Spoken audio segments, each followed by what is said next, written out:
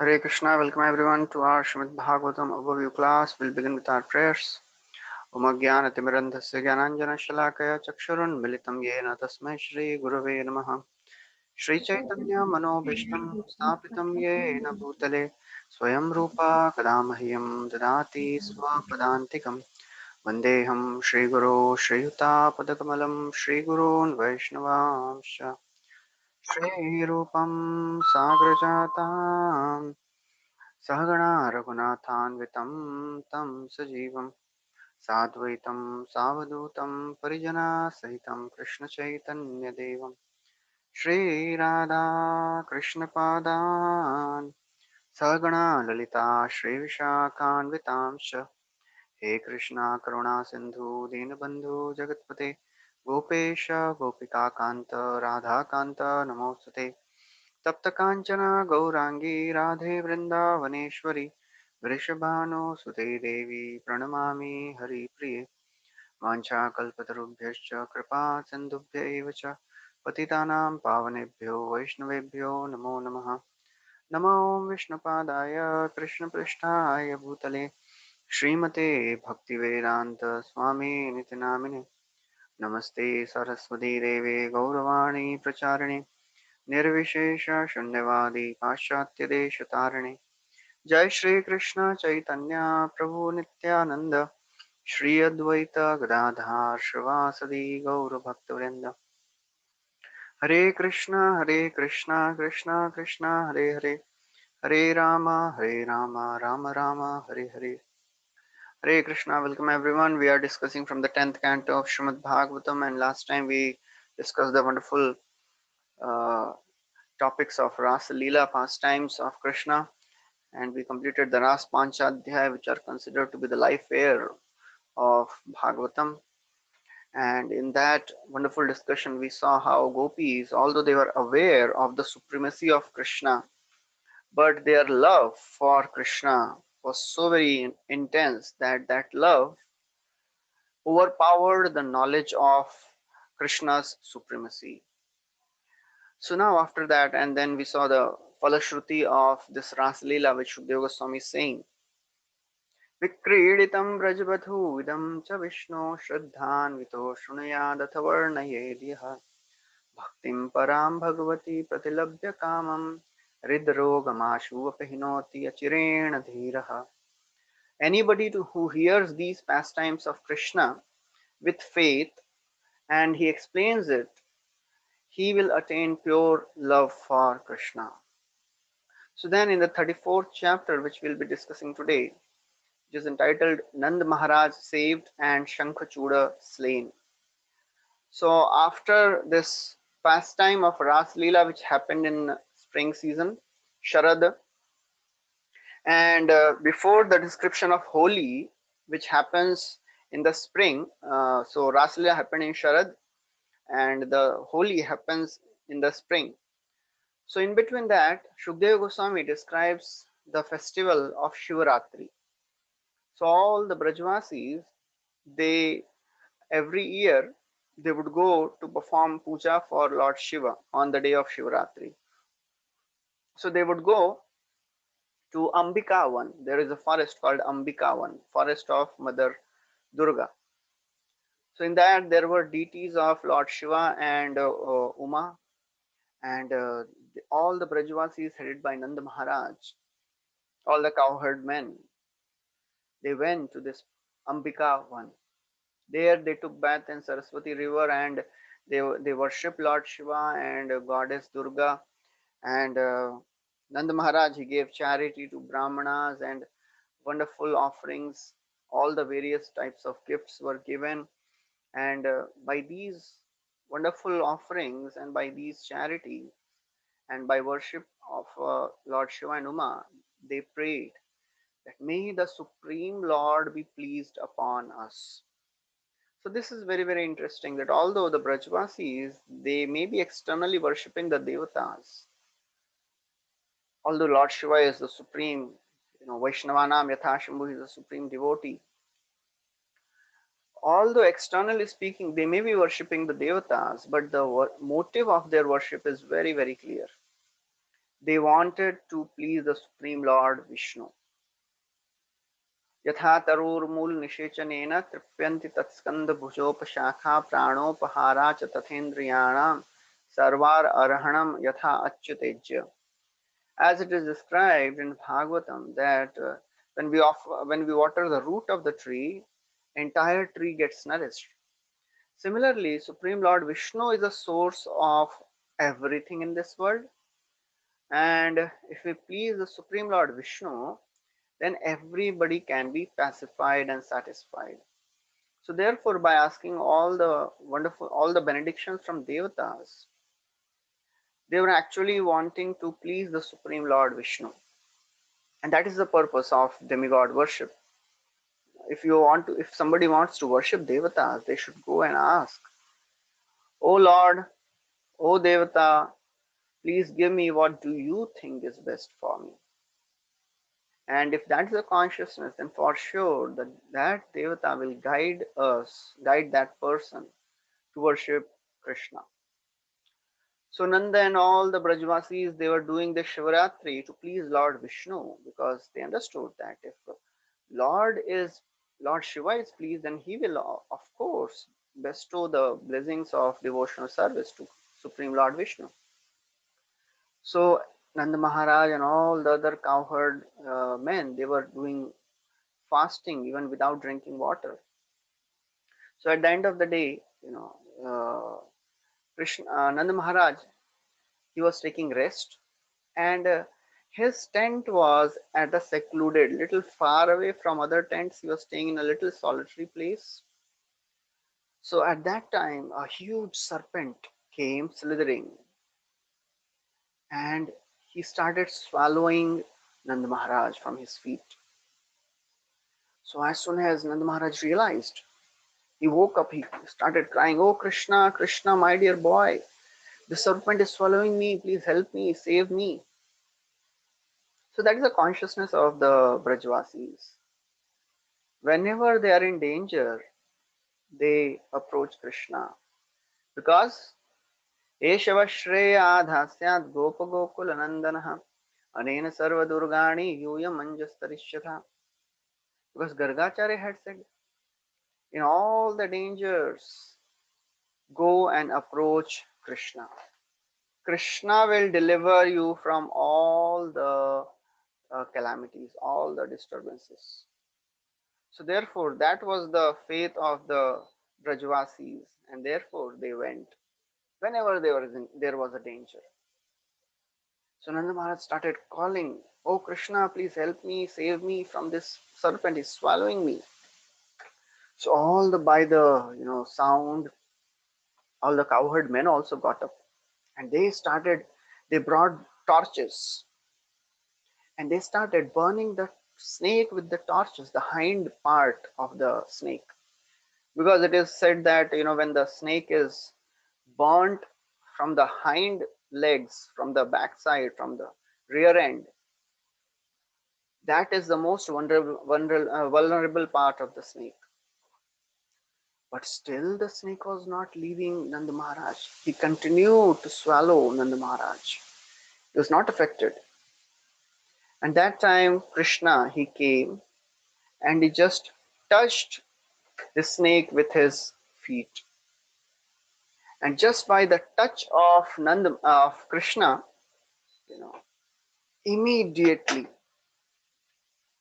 snake gave up his body, and a very beautiful effulgent personality came out. He was a Vidyadhara.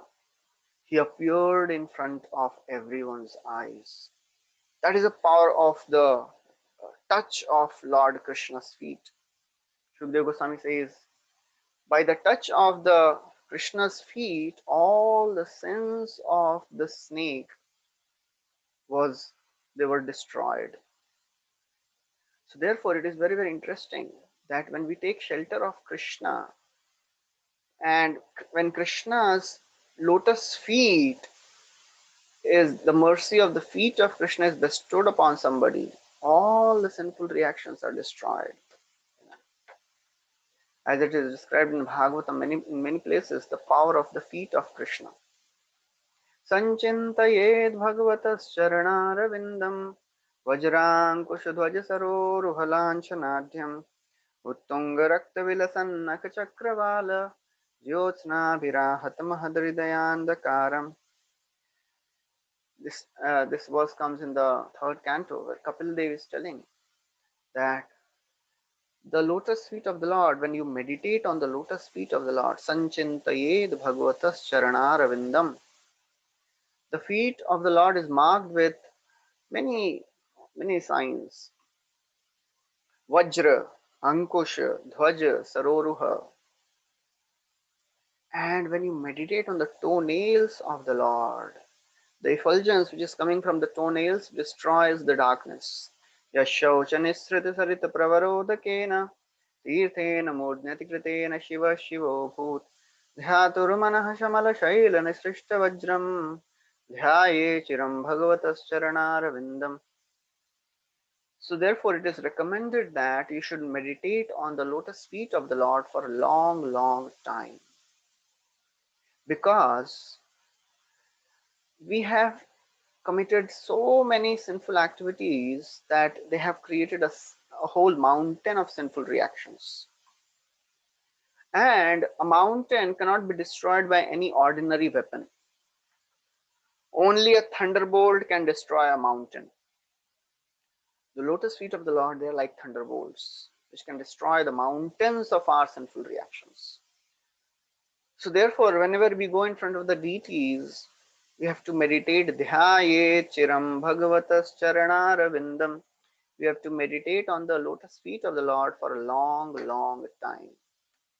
So therefore, this snake, when he was touched by the feet of the Lord, he completely became free from all the sinful reactions, and he attained the body of a Vidyadhara. And we can similarly see the effect of the touch of the feet of Krishna in the case of Kubja, and in the case of Weaver in Mathura.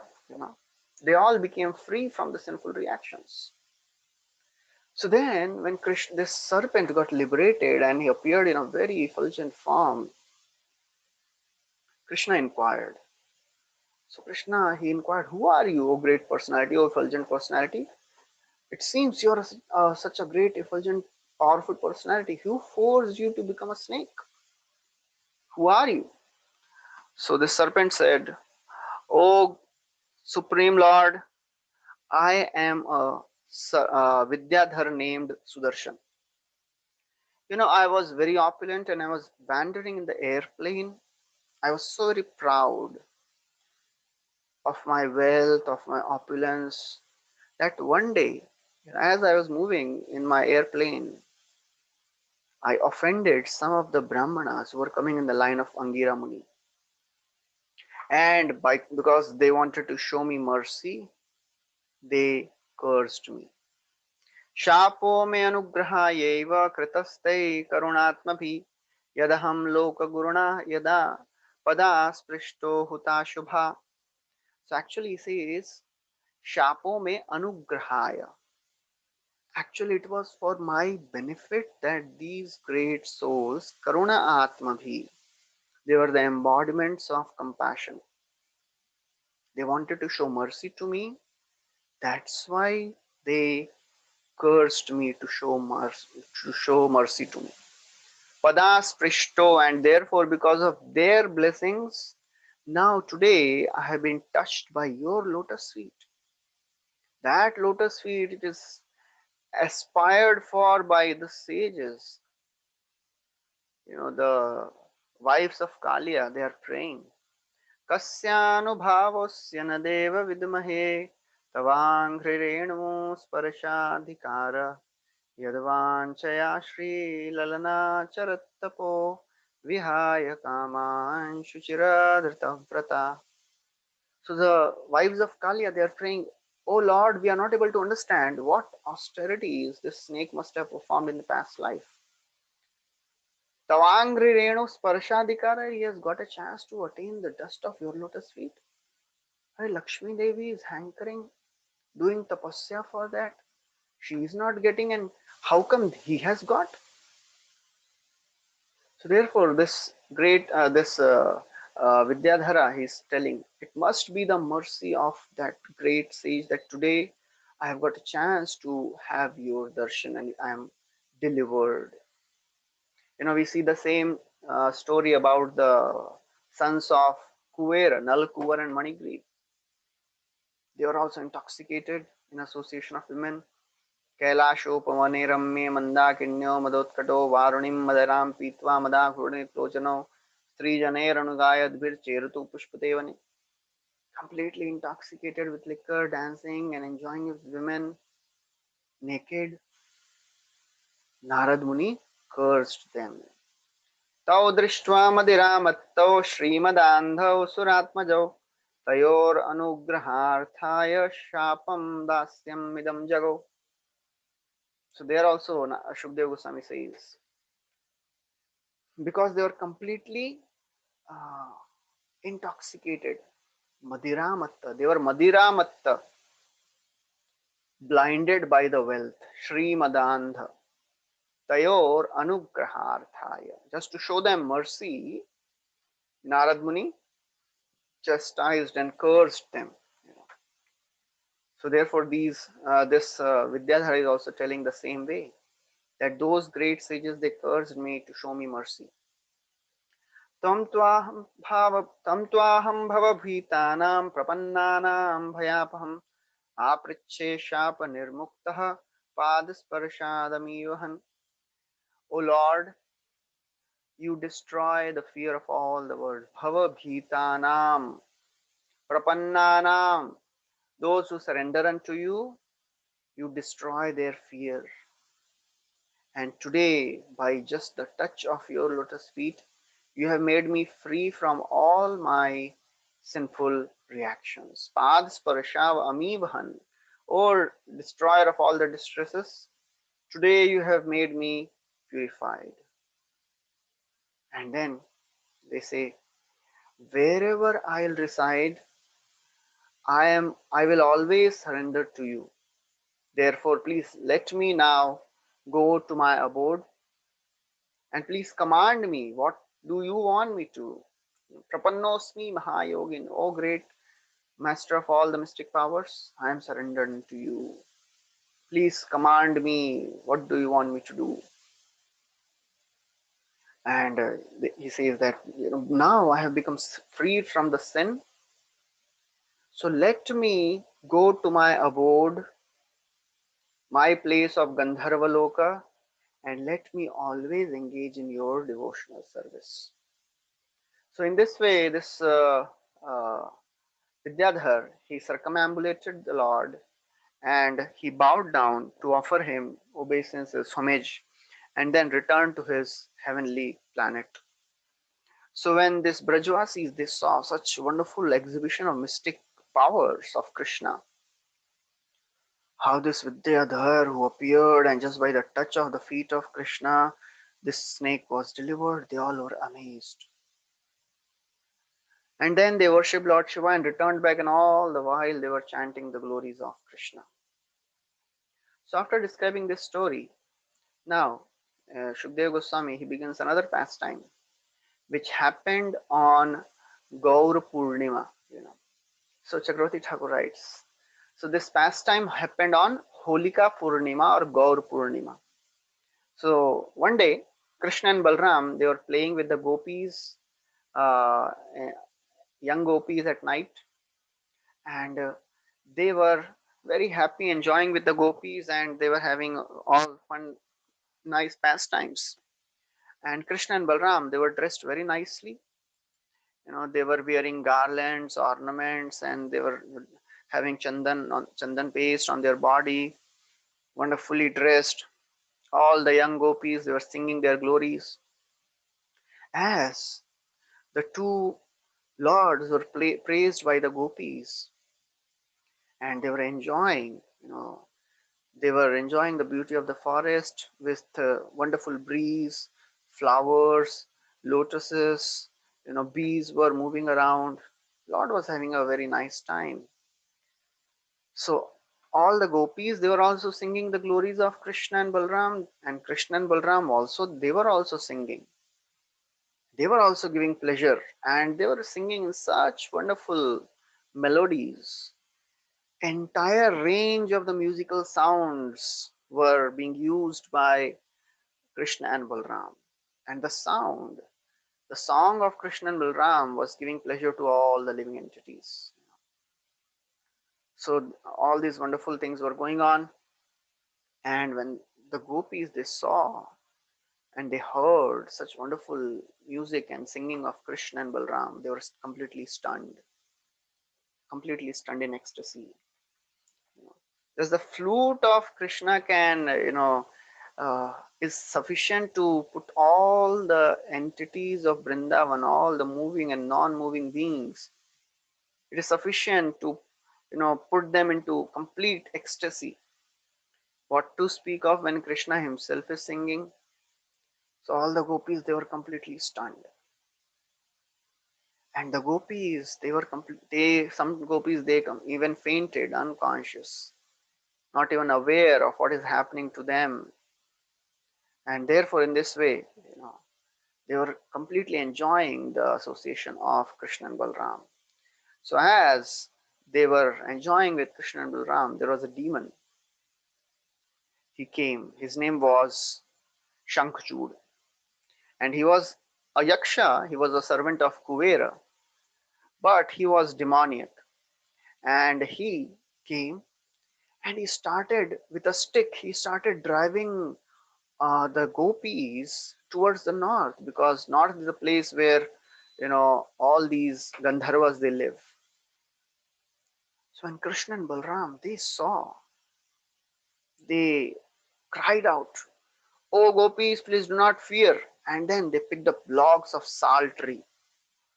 And Krishna he told Balram that, "Oh Balramji, you please take care of the gopis."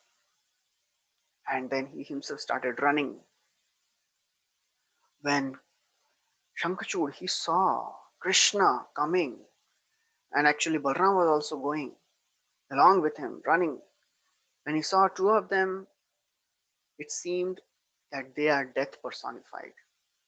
Immediately he released all the gopis, abandoned the women, and fled towards the north. Krishna, he ran behind, and somebody may ask, Parikshit Maharaj may ask, but why Krishna did not throw the sal tree which he was carrying? Because Krishna uprooted that sal tree, right? Why he did not throw and kill that person, kill that demon? Because this demon Shankachud, he had a jewel on his head, and he wanted to remove the jewel from the head of Shankachuda when he was alive. Because when a person dies, and then whatever is connected to that person becomes inauspicious. So therefore, he did not throw that sal tree to kill him. So in a very short time, Krishna captured the demon, and then with his fist, he, just with one, strike, he decapitated the demon, removed the head of the demon. Along with the jewel, the head fell off. And then Krishna went and he took out the jewel and he gifted that jewel to Balram. So the acharyas they say, why Krishna gave that jewel to Balram and not to the gopis? Because it is natural that if Krishna he gives the jewel to one gopi, others may feel some competitive nature and envy. So therefore, to avoid such conflict amongst the gopis, he gave that jewel to Balramji. And then it is said that later Balramji gave that jewel to Srimati Radharani. So that is the end of this chapter. And then the 35th chapter, which is entitled The Gopis Sing of Krishna as he wanders in the forest. So this is again a very beautiful chapter in which gopis are describing their feelings as they are away in separation from Krishna whole day, how gopis would spend their day because they were in complete separation from Krishna. So this chapter, the song which these gopis are singing, that is also called as Yugal Gita. So Shukdev Goswami says that whenever uh, Krishna and Balram they would go to the forest, the minds of the gopis would become so much disturbed. Minds would also run after him. Whole day they would be thinking about the pastimes of Krishna and Balram. So because gopis they represent the highest level of pure love, madhurya prem, throughout the night they were enjoying the rasa of uh, union. That union is like a moonlight, very cool.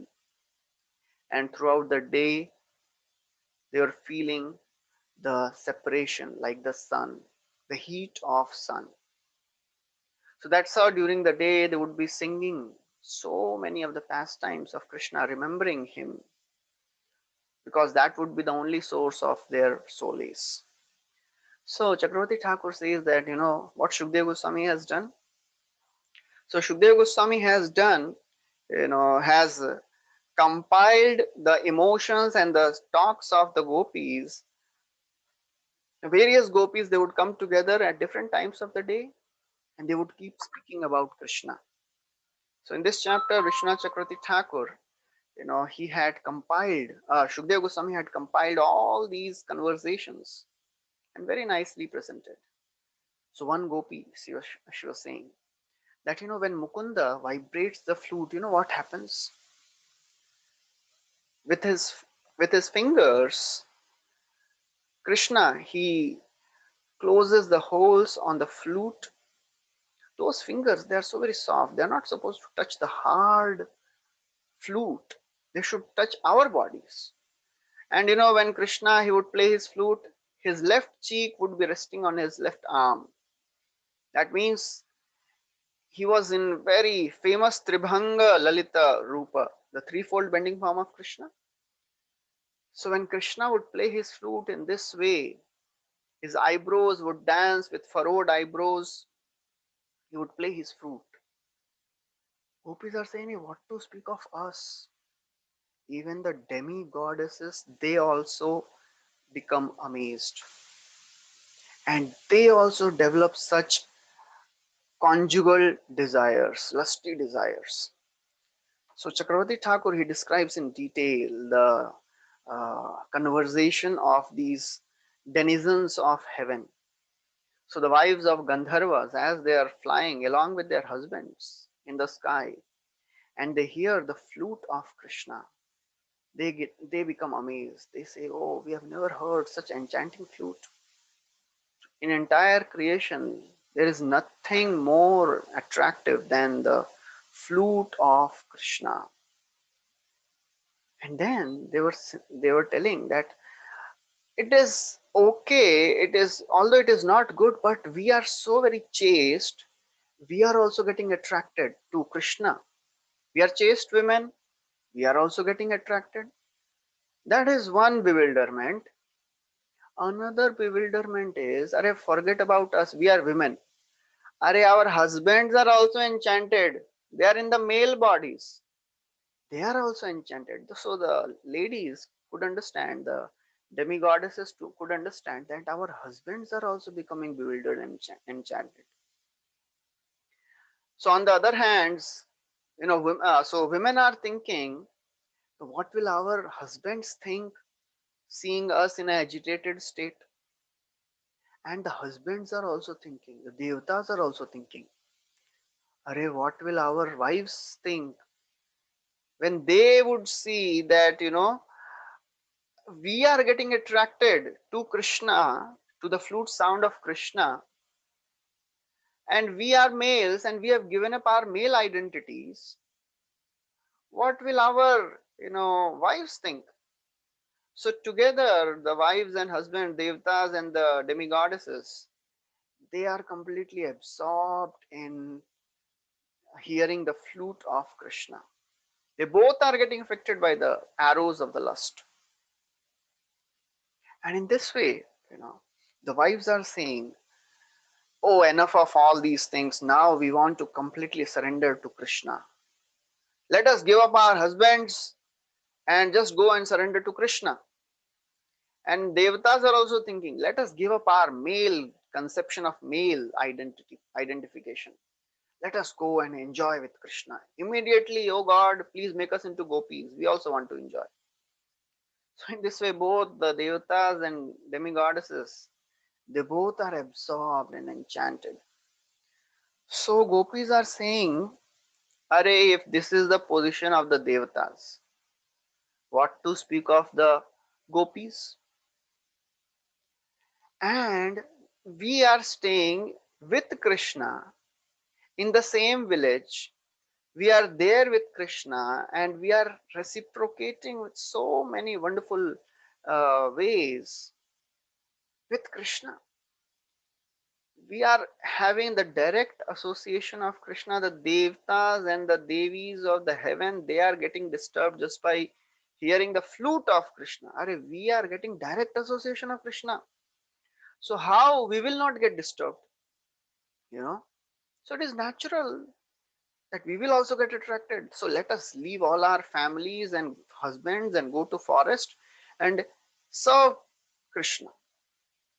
So that is the conversation of one of the groups of the gopis. Then other gopis spoke. He said, "Oh girls, the son of Nand Maharaj, he gives such joy to all the residents of Vrindavan. You know, Krishna, when he plays his flute, he has a very shining hair on his chest. That is a Srivatsa. And when he plays flute, what happens? Even the animals of Vrindavan get affected. The bulls, the cows, and the deer, they stand stunned. You know, the animals, the cows stop eating grass. The calves, they stand still with the milk in their mouths. That is the position of the cows of Vrindavan. Their ears, became cocked up, and whenever they hear Krishna's flute, they become stunned. With their erect ears, they hear the sound of Krishna. You know. So therefore, in this way, they are glorifying Krishna's flute. Nij samasakha sange gogana charana range vrindavane swachanda vihar. Yar veno dhvani shuni sthavar jangama prani pulaka kampa ashru vahedhar. So in this verse, Krishnadas Kaviraj Goswami is saying, when Krishna plays his flute, all the animals, they become stunned. Nija samasakha sange gogana charana range. When he goes to the forest and plays his flute, this is what happens. So the gopis, they are saying, one gopi is telling to other, oh gopis, it is nothing astonishing that our vows of chastity, which is like a hot sun, it is covered by the cloud of Krishna's chest, and therefore we are completely bewildered. We cannot even follow our vows of chastity. Then other gopis, they tell their flute, the effect of Krishna's flute on rivers, trees, creepers, birds, bees, clouds, all the animate and inanimate beings in Vrindavan get affected when Krishna plays flute. Other gopi speaks. When Krishna plays flute, rivers also stop flowing. Rivers, they just want to embrace Krishna's lotus feet, and so they extend their arms in the form of waves. They cannot go and meet their husbands. The ocean is the husband of river. And they just move around in a whirlpool. And that is a position of the rivers. All the rivers, they wait for the wind, because the wind carries the dust from the feet of Krishna. And that's why they are waiting. And you know what happens when Krishna, he calls his cows. So there are some cows which are named Kalindi, Saraswati, Ganga, So when Krishna is calling his cows, the rivers are thinking, oh, he's calling us. So the rivers, although external, they are unconscious. They regain consciousness and they start thinking, oh, now what is our good fortune? Krishna is calling us. Let us go. So then, you know, other gopi tells, when Krishna plays his flute, even the trees and the creepers, they go into ecstasy. The trees started, you know, they all the flowers and the fruits start coming on the trees, and new branches they appear. Because of the weight of the fruits, the branches bow down. The filaments which are there on the trunks, they stand up just like the hair standing on end in ecstasy. And the sap starts coming out just like the tears. This is the condition of the trees. And then, after describing the condition of the trees and the creepers, which are compared to householders, then they are comparing, then they are telling the condition of the cranes. And these cranes, they are like Atmaram. They are self-satisfied. They stand still. So when Krishna's flute sound enters the ears of the cranes, the crane also becomes maddened with ecstasy. They close their eyes and they maintain strict silence, just like the sages in meditation. You know what happens to the bees? The bees, which are naturally hovering around the garland of Krishna, when Krishna plays flute, they go into ecstasy. They are maddened by the sound of Krishna's flute. Actually, they are already intoxicated by the fragrance of tulasi, because Krishna wears a tulsi garland. Somebody may question, Arey, we can understand jasmine and the lotus and other fragrant flowers, they have very attractive fragrance. Tulasi does not have a very attractive fragrance. So how the bees got attracted to the fragrance of tulasi? Tulasi's glories are very widely spread. Everybody knows that tulasi is the greatest of the devotee, but externally speaking, there is no very strong fragrance in tulasi. So Vishwanath Chakravarti Thakur says that actually those who are spiritually advanced, they can smell the strong fragrance of tulasi. Ordinary people cannot smell the fragrance of tulasi, but those who are spiritually strong, they can smell. Just like the four Kumaras, they are described. Tasyara vindanayanasya padara vindam kinjalka mishra tulasi makaranda vayu antargata swavivarena chakara tesham sanshobhamaksharajusham apchitta tanavoh. It is described that when four Kumaras, who were Brahmavadis, when they went to Vaikuntha and they smelled the fragrance of tulasi, which was offered on the lotus feet of Krishna, Lord Vishnu, they became agitated with devotional ecstasy. So therefore, tulasi, because she is so very dear to Krishna, it is described in the third canto also. In Vaikuntha, there is no envy. All the flowering plants which produce such fragrant flowers, they are offering their obeisances to Tulasi Maharani, because they understand that Tulasi is very, very dear to Krishna. Mandara kunda kurabotpala champakarna punnaganaga bakulambuja parijata gandher chite tulasika bharanena tasya yasmin tapapsu manaso bahumanayanti. So all the various fragrant flowering plants, mandara, kunda, kuraba, utpala, champaka, arna, punnaga, naga, bakula, ambuja, parijata, these are all various fragrant flowers. Their fragrance is intoxicating. But when they see Tulsi Maharani coming, they offer their obeisances. Chakravarti Thakur says, when these bees, they come and they start buzzing. So Krishna, he wants to give respect to these bees also. So Krishna, he thinks, okay, what pitch he should play flute? At what pitch? So then he sees, okay, these bees are creating a very nice buzzing sound. So I'll play my flute sound according to this pitch, so that the bees are also happy. You know. So after describing about the uh, trees and the birds and the bees, which are conscious beings, now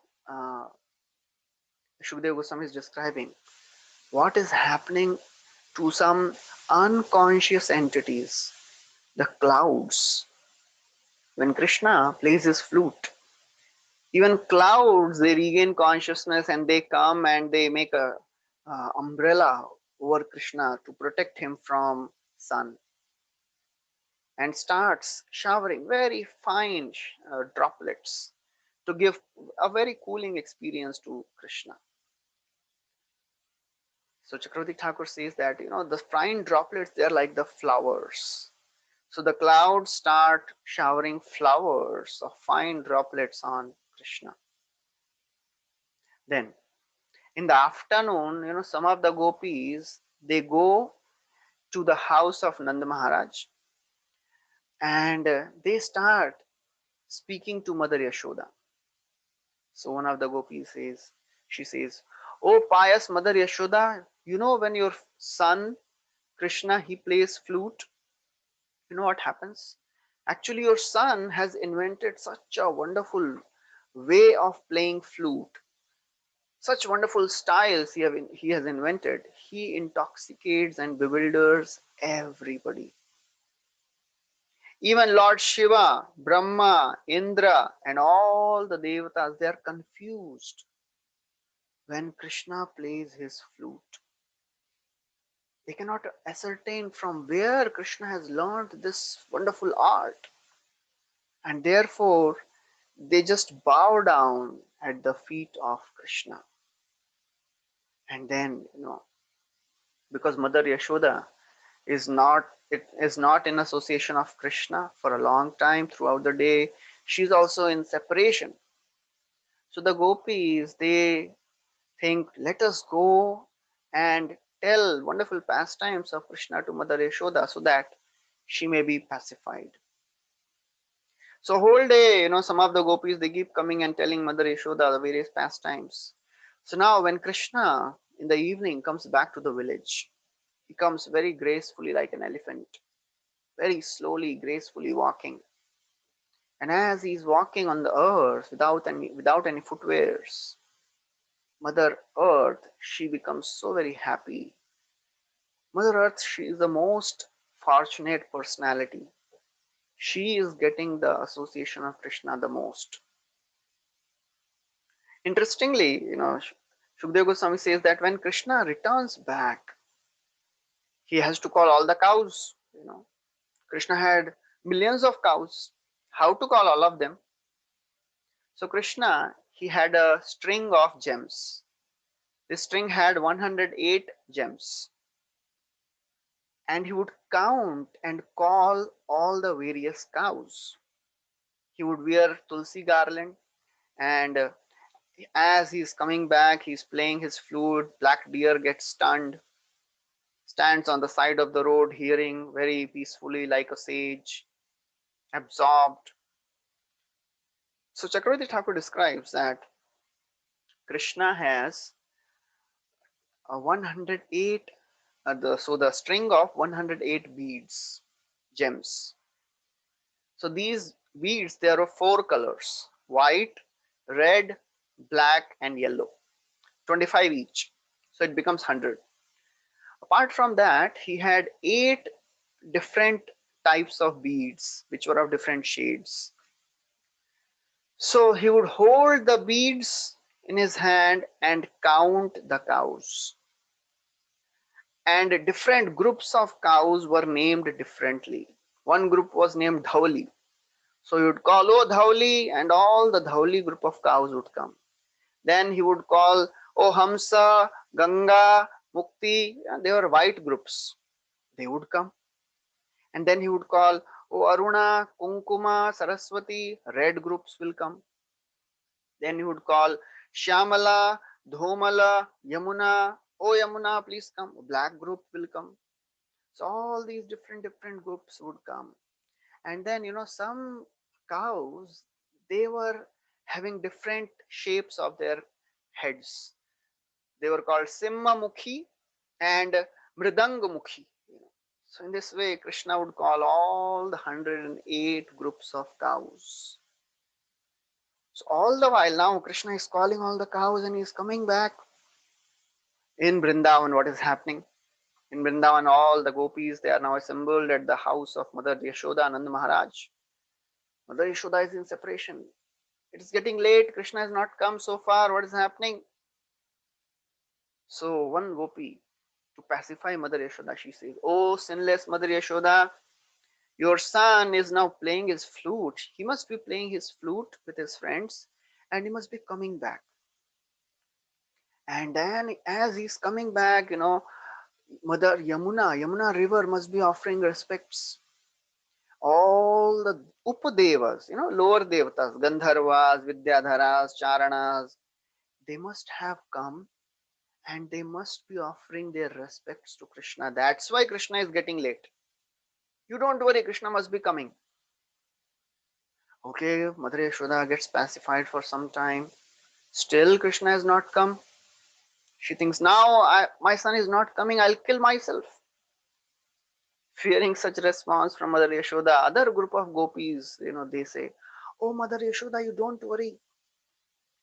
Although all these devatas, they are offering all the worship to Krishna, but Krishna don't care for them much. Ignoring their worship, Krishna is coming very fast because he loves Govardhan, he loves cows, he loves Brajvasis. He cannot tolerate the separation of the cows and the bulls who are there in Vrindavan. So he's coming very fast. So now Mother Yashoda is a little bit pacified. Still Krishna has not come. Lots of time has passed by. अब क्या हो गया? So, other group of gopis, they say, oh Krishna, oh Mother Yashoda, actually Krishna was coming, but on the way, now Brahma and Shiva has come. And Brahma and Shiva and all the other big devatas. Earlier, smaller devatas were offering their respects. Now, big devatas are offering their respects. So now, Krishna cannot avoid them. So they are ready, they are waiting to get mercy of Krishna. So Krishna has to wait. So therefore, he is getting delayed. You don't worry, Krishna is coming. So Mother Yashoda is still, not satisfied with the choked voice. Choked voice, she says, oh, please go and, go to the terrace. Quickly go to the roof and see if he is coming. So one gopi goes and checks on the roof and she sees, oh, Krishna is coming from far. So she very loudly, she is telling, oh, Mother Yashoda, Krishna is coming, you don't worry. So few minutes pass by, still he has not come. Ab kya ho gaya? So now what has happened? So, now as Krishna is entering Vrindavan, all the residents of Vrindavan, they come and offer their respects to Krishna. The elder Gopas, the various people who are serving Krishna, the tambul maker and all the other people, they are coming and offering respects. So Krishna is getting delayed there. So the gopis, they are telling all these things to Mother Yashoda, abhi kya ho raha hai, minute by minute, live telecast is going on. So, all the while, gopis are also getting benefited because whole day they are also in separation from Krishna. And on the pretext of telling all these things to Mother Yashoda, they are also getting chance to glorify Krishna, see Krishna, look at beautiful form of Krishna. And then Shukadeva Goswami says that when Krishna comes back, When Krishna is in forest, his friends, they make very beautiful garland of forest flowers. But when Krishna comes back, he wears those garlands which Mother Yashoda would put on him in the morning, just to just to reciprocate with their love.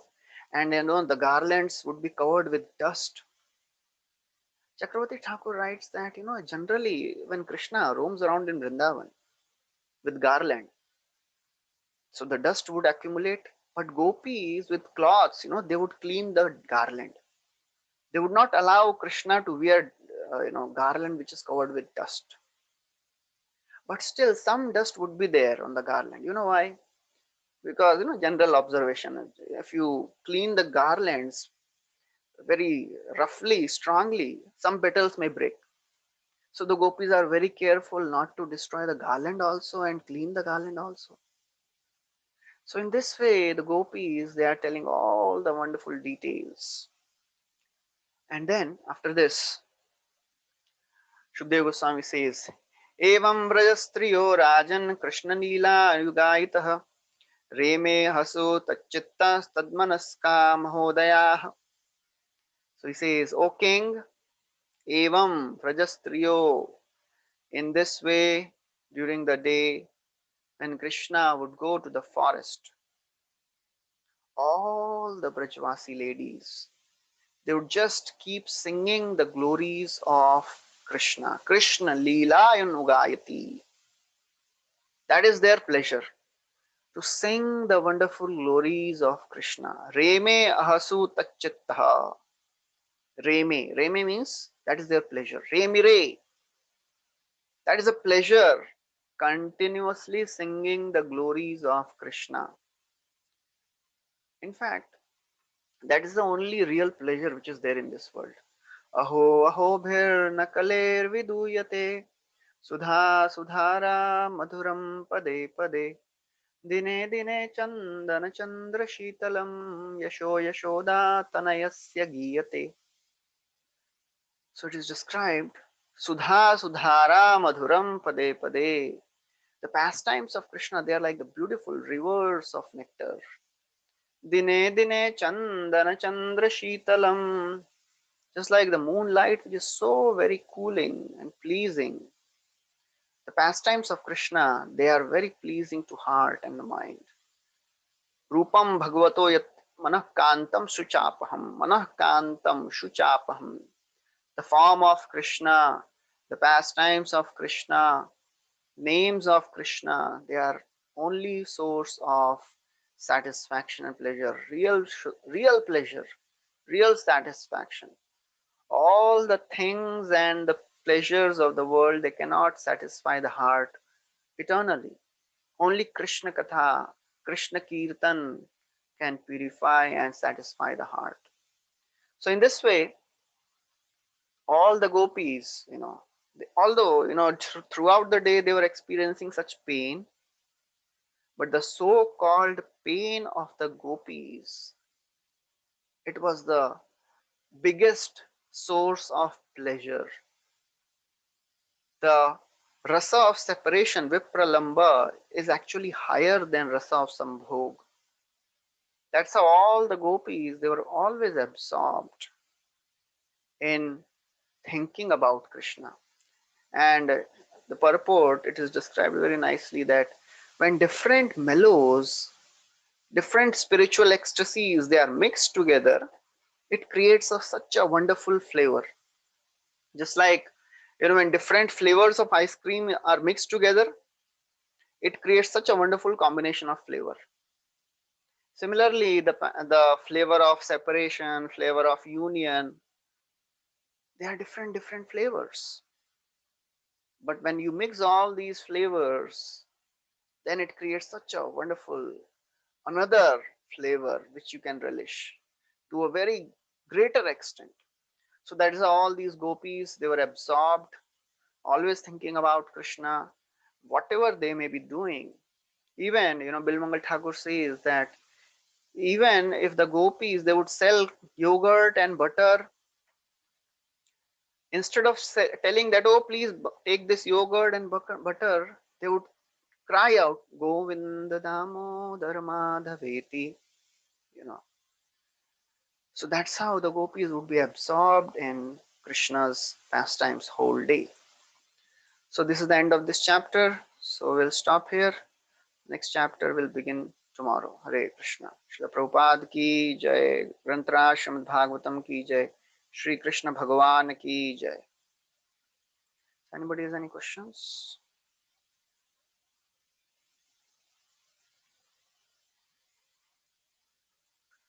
Okay, so we'll stop here. Hare Krishna.